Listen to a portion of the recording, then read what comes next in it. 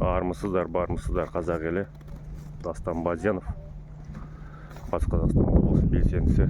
Бүгін 26 жылдың 9 қаңтары. Өскемен қаласы Гранитный ауылындағы 7-ші учреждениеге келіп тұрмын.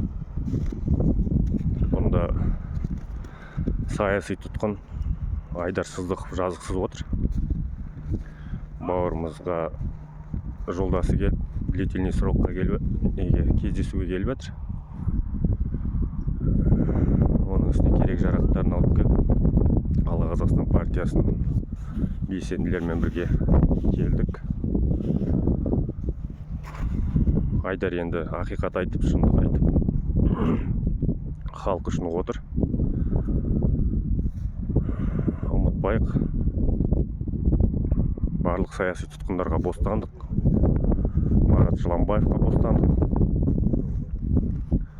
бүткіл саяси тұтқындарға бостандық ағайын. Қазір осы қиын уақытта үнсіз қалмаңыздар. Алға Қазақстан партиясын қолдаңыздар. Күш бірлікте ағайын. Алға Қазақстан.